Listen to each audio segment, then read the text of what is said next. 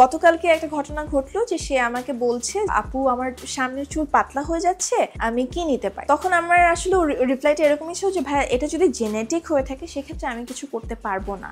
এবং খুব আশ্চর্যজনক ব্যাপার, সে খুব খুশি হয় যে আপু থ্যাংক ইউ, আপনি সত্যি কথাটা বলছেন, কারণ অন্য কোনো ব্র্যান্ড হলে তারা হয়তো একটা প্রোডাক্ট ধরাই দিত। সো আমি তাকে বললাম যে ঠিক আছে, আপনার যে চুলগুলো আছে সেটা টেক কেয়ারের জন্য আমি আপনাকে এই প্রোডাক্টটা দিচ্ছি। আমাদের ব্ল্যাক সিড অয়েলটা খুব ভালো, আর বাকি যেটা জেনেটিক সেখানে কিন্তু আমাদের কিছু করার নাই। 7 বছর আমি একটা বিজনেস কন্টিনিউ করি। একটা পর্যায়ে গিয়ে আমার টিম মেম্বারদের সাথে আমার কিছু অস্বচ্ছতা, কিছু কাজের সাথে কিছু অসামঞ্জস্যতা দেখা দেয়, যার কারণে কিছু ট্রাস্ট ইস্যু ক্রিয়েট হয়। এরপরে আসলে ওই কোম্পানিটা আমার পক্ষে চালানো সম্ভব হয়নি। সো ওই 7 বছর ধরে বিল্ড করা বিজনেসটা আমার কিন্তু শাটডাউন করে দিতে হয়। সো ওই ব্যবসাটা বন্ধ হয়ে যাওয়ার পরে আমি আসলে মানসিকভাবে প্রচন্ড রকমের ভেঙে পড়ি। আমি ভাবি যে আবার নতুন করে কিভাবে শুরু করব এই সময়ে। তো তখন আমার হাজব্যান্ড, আমার মাদার ইন ল, আমার সিস্টার ইন ল আমাকে অনেক সাপোর্ট করে এবং তারা বলে আসলে তুমি তো সবসময় প্রোডাক্ট ডেভেলপমেন্টটা দেখছো এবং তুমি এটাতে পড়াশোনা করেছো, তুমি তোমার চাকরির এক্সপিরিয়েন্স আছে, তোমার 7 বছরের ব্যবসার এক্সপিরিয়েন্স আছে। সো সবকিছু নিয়ে তুমি আবার নতুন করে শুরু করো এবং তুমি যেহেতু একটা বিজনেসকে সাকসেসফুল করতে পেরেছো, তুমি আরেকটা নতুন ব্যবসা শুরু করলে সেটাকেও সাকসেসফুল করতে পারবে, সেই ক্যালিবার তোমার আছে। সো ওদের কথাতেই আমি আসলে আমার নতুন বিজনেসটা বুনোটাকে শুরু করি।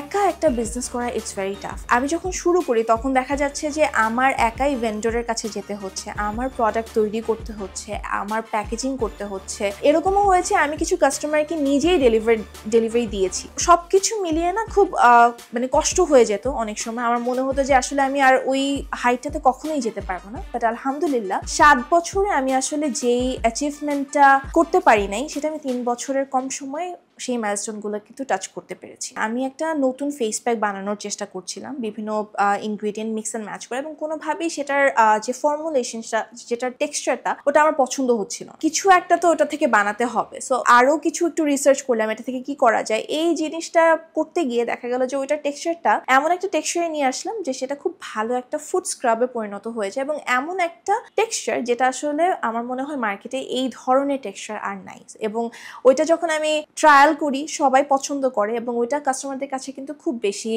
পপুলার হয়ে যায়। আমাদের অলমোস্ট 20% কাস্টমার হচ্ছে ছেলে। এদের মধ্যে ম্যাক্সিমামই আসে আসলে চুলের সমস্যা নিয়ে। ছেলেরা আমরা জানি যে চুল নিয়ে একটু ইস্যু থাকে তাদের। সো চুল পড়া নিয়ে ছেলেরা আসে, প্লাস ব্ল্যাক হেডসের প্রবলেম নিয়ে আসে। সো ছেলেদের জন্য আমাদের আলাদা করে প্রোডাক্ট আছে, যদিও আমাদের সব প্রোডাক্টই ইউনিসেক্স, বাট ওই জিনিসগুলো আমরা ছেলেদেরকে বেশি সাজেস্ট করি। যেমন ব্ল্যাক হেডসের জন্য চারকোল ক্লেটা খুব ভালো, এটা ভাইয়াদেরকে আমরা সাজেস্ট করি। প্লাস অনেক ভাইয়ারা আছে তাদের পার্টনারের জন্য, তাদের মায়ের জন্য, তাদের ফ্রেন্ডের জন্য আমাদের কাছ থেকে গিফট নিয়ে থাকেন। আমি পড়াশোনা করছিলাম ফার্মেসি নিয়ে। আমি যখন বিজনেসটা স্টার্ট করি তখন হচ্ছে আমি বি ফার্মে পড়ি 3rd ইয়ারে। ওই সময়টাই আসলে বিজনেস করার একটা চিন্তা মাথায় আসলো, কারণ এরপরই আসলে চাকরি খুঁজতে হবে, আর আমি হচ্ছে পাশ করে বের হয়ে শুধু বসে থাকতে চাচ্ছিলাম। তো কি করা যায়? তো তখন আমার মনে হলো যে না, আমার স্টাডিজ তো আসলে প্রোডাক্ট ইনগ্রিডিয়েন্টস, আমি আসলে খুব ভালো করে জানি কসমেটোলজি, কোন ইনগ্রিডিয়েন্ট আমাদের স্কিনে কিরকম কাজ করে, প্লাস ল্যাবে আমি আফটার শেভ বানাচ্ছি, টুথপেস্ট বানাচ্ছি। তখন আমার মনে হলো যে স্কিন কেয়ারের কিছু কেন আমি বানাই না। বিউটি রিলেটেড প্রোডাক্ট নিয়ে সব মেয়েদেরই আগ্রহ থাকে, আমারও ছিল।